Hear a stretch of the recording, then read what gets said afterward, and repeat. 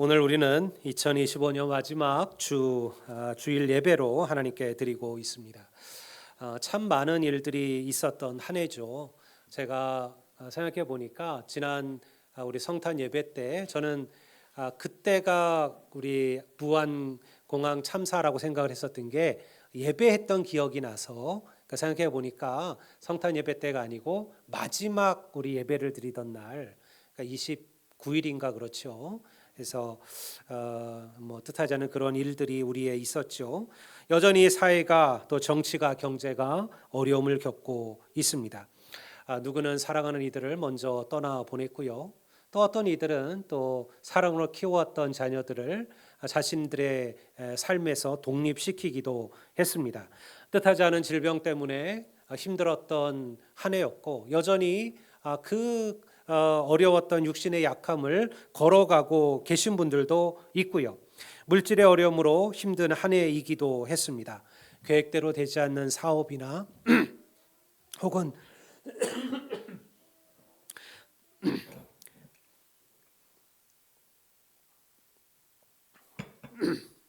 인간관계 때문에 마음이 무거웠던 시간들도 있으셨을 겁니다. 그럼에도 이 한 해를 견디어내고 오늘 우리는 새로운 또 한 해를 준비하고 기다립니다. 여러분들은 무엇으로 그 많은 시간들을 이겨내셨을까요? 하나님의 은혜와 사랑이 우리와 함께하였음을 믿으시기를 주의 이름으로 축원합니다. 그리고 그 사랑으로 우리는 내년 한 해도 이겨내고 승리할 것을 믿습니다. 세상은 우리를 그리스도인이라고 부르죠. 크리스찬이라는 이름을 씁니다. 우리도 스스로 나를 내가 성도라, 교회를 다니는 교인이라 그렇게 말합니다. 우리 대부분은 내가 그리스도인임을 부인하지 않습니다. 하지만 세상도 우리를 그렇게 인정해 줄까요? 세상도 나를 보고 당신이 진짜 그리스도인입니다 라고 그렇게 우리를 향하여 이야기해 주고 있을까요? 우리가 이 세상 속에서 내가 그리스도인이요 하나님의 자녀라는 것을 무엇으로 보여줄 수 있을까요? 사람들은 사랑이 없다고 교회를 떠나지만 또한 그들을 다시 교회로 돌아오게 만드는 것도 사랑입니다.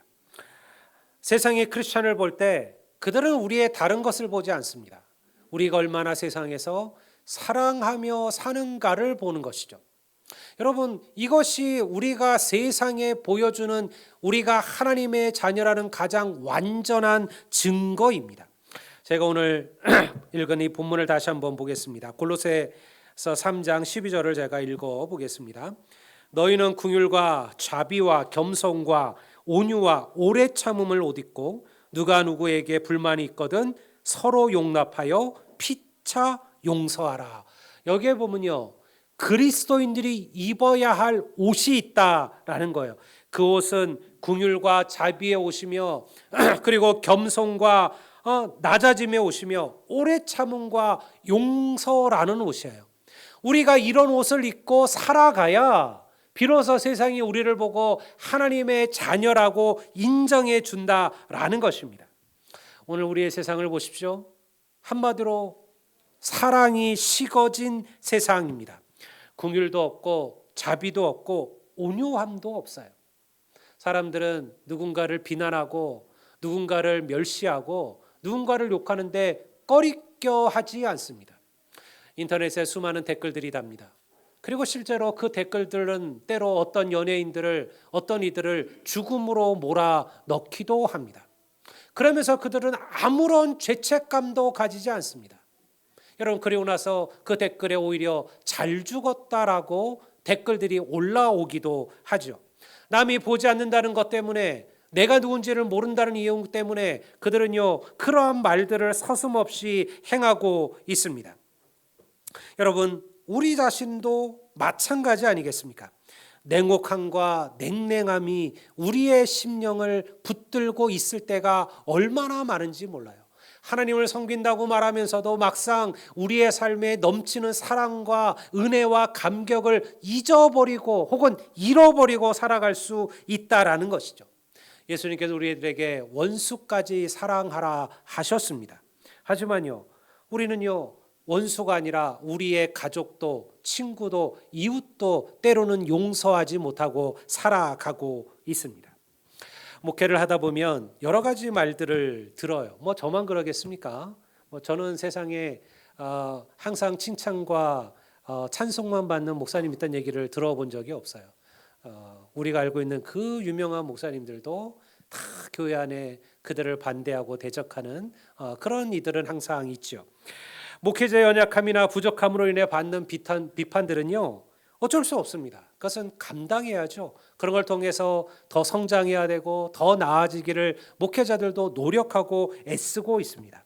하지만요, 때로는 말도 되지 않는 그런 것들로 이런저런 이야기들이 들려올 때도 있죠. 여러분, 목회자의 마음이라고 해서 강철은 아닙니다. 사람들이 오해하는 것들이 그런 거예요.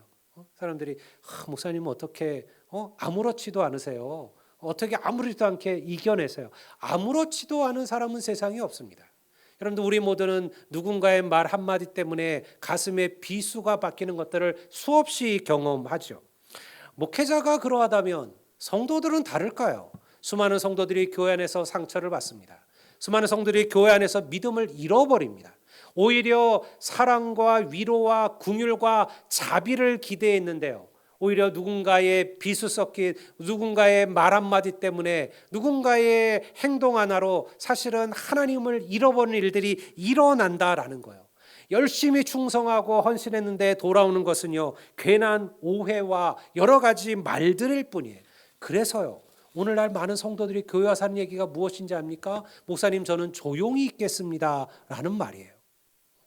목사님, 저는 좀 조용히 교회만 다니겠습니다. 저는 그냥 조용히 교회 예배만 하겠습니다 라고 말하는 거예요. 왜 그럴까요? 그들이 헌신하면서 충성하면서 하나님 일을 하면서 오히려 이런저런 말들로 어려움을 겪고 상처를 받았다라는 거예요. 어찌할까요?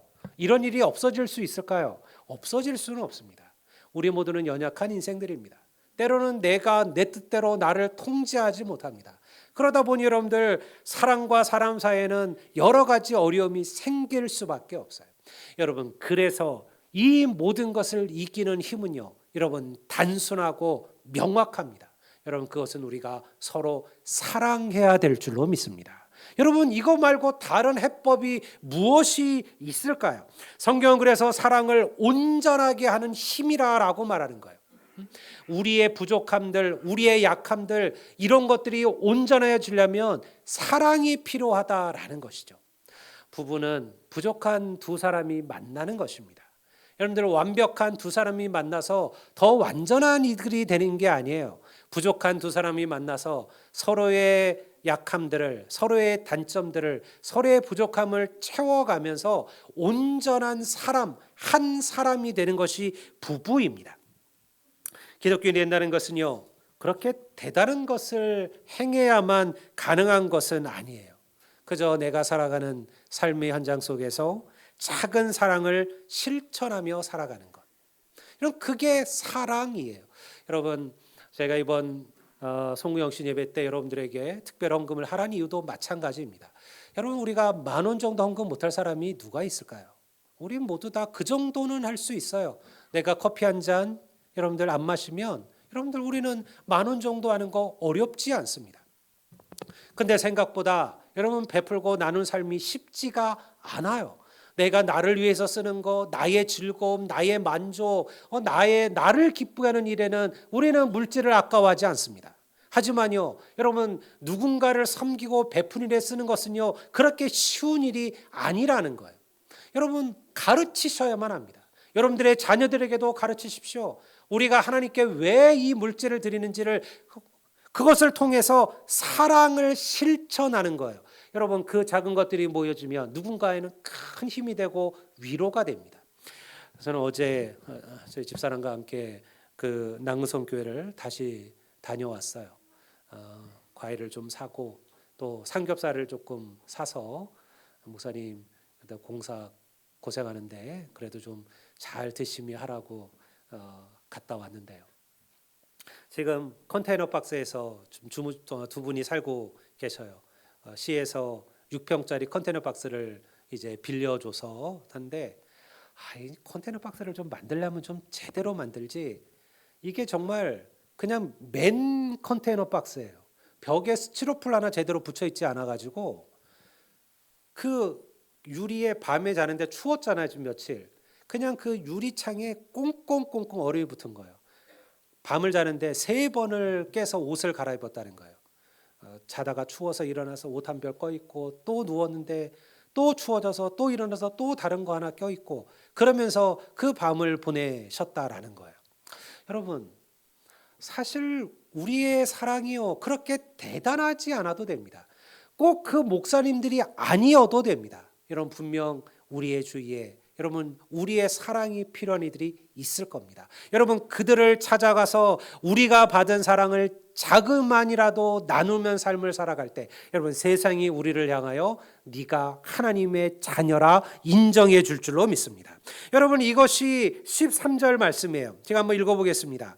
누가 누구에게 불만이 있거든 서로 용납하여 피차 용서하되 주께서 너희를 용서하신 것 같이 너희도 그리하고. 우리가 누군가를 용서할 때 그 용서의 힘이 어디서 나오느냐? 나에게서 오는 게 아니라는 거예요. 하나님께서 우리를 용서하신 것처럼 너희도 다른 자들을 용서하고 용납하라라는 것이죠. 여러분, 살다 보면 사랑하기 어려운 이들이 있습니다. 어떤 이에 대하여 불만이 생길 때도 있지요. 그래서 우리 오늘 이거 13절도 그렇게 얘기한 거 아니에요. 누가 누구에게 불만이 있거든 서로 용납하고 피차 용서하되. 왜 피차 용서라는 말을 쓸까요?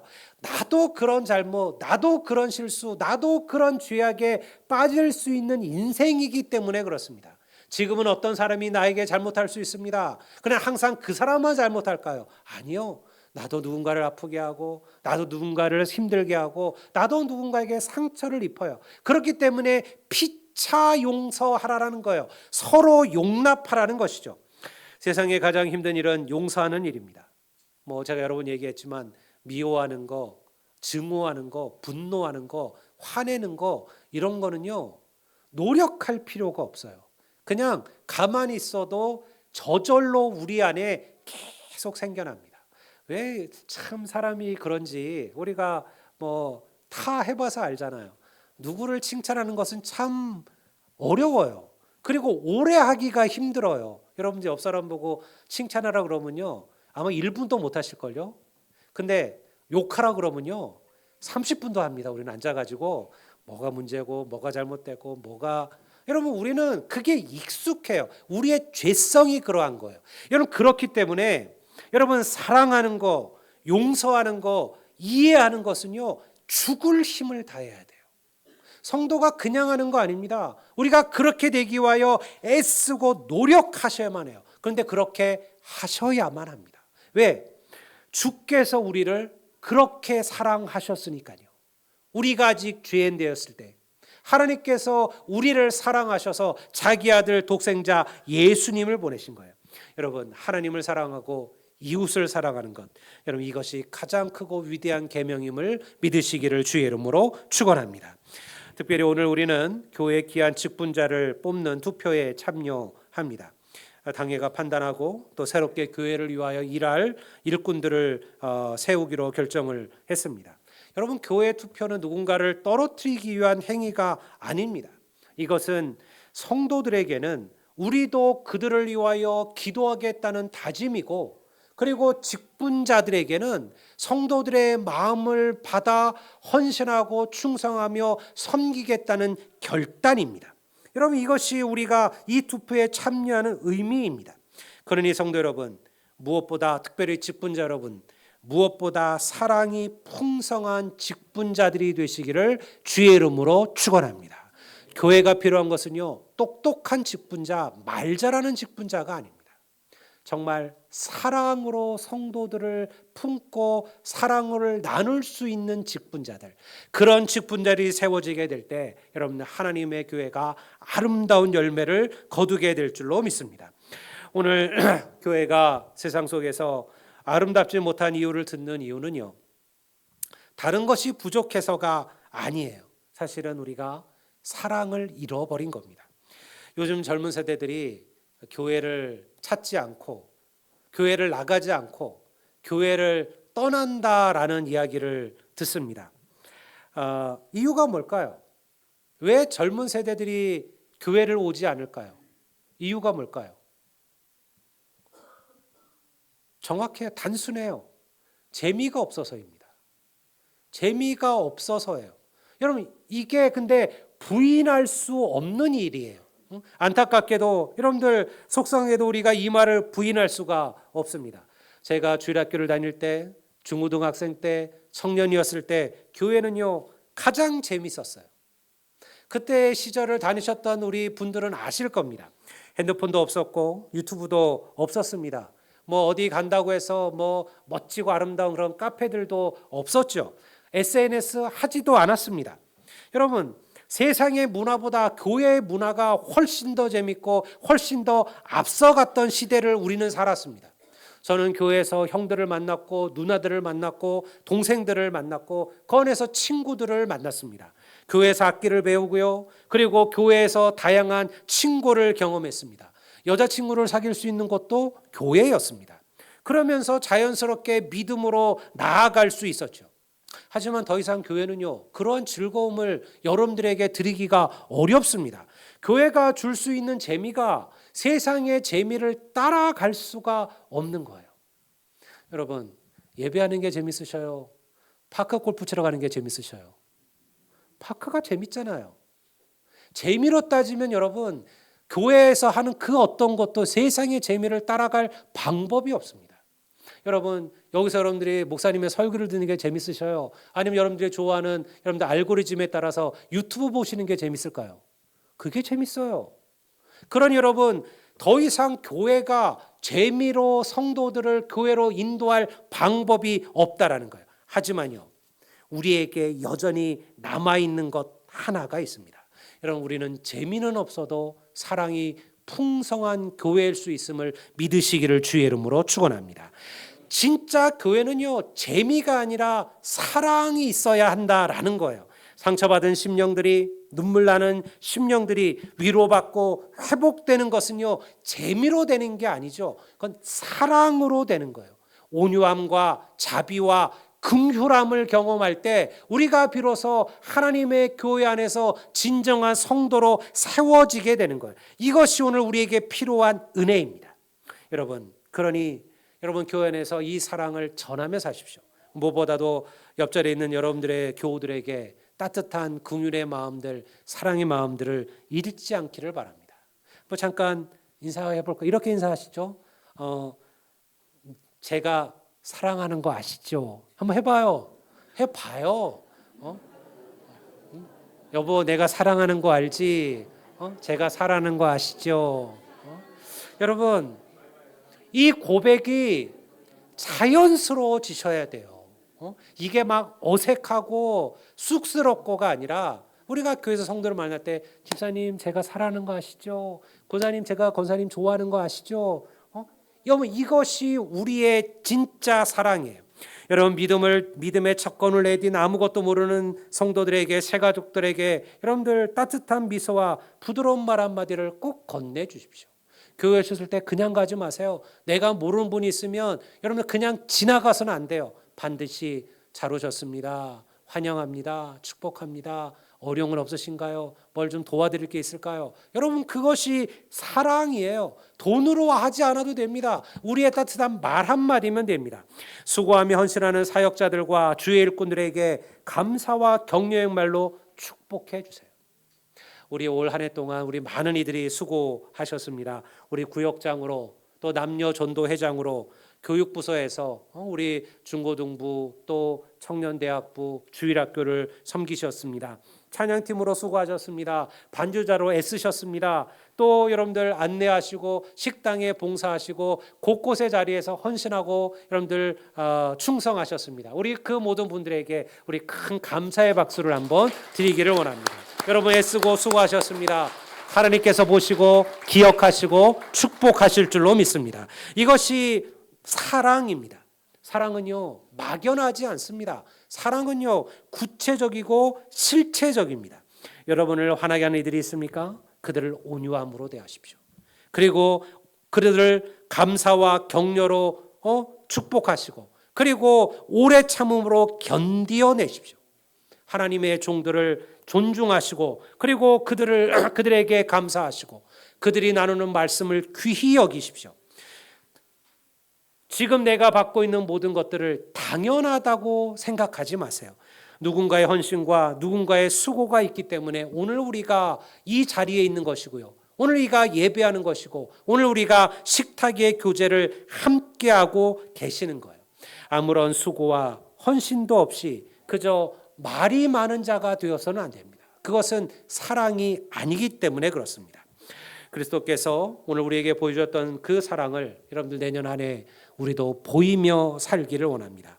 2026년 우리의 간절한 소망은요, 다른 무엇보다 하나님 앞에 사랑이 풍성한 자가 되기를, 여러분 그것을 위해서 기도하는 우리 모든 성도들이 되시고요, 내년 안에 서로의 부족함을 채워 하나님이 원하시는 더 좋은 교회, 건강한 교로 세워지는 우리 모든 선한 열매교회 성도들이 되시기를 주의 이름으로 축원합니다.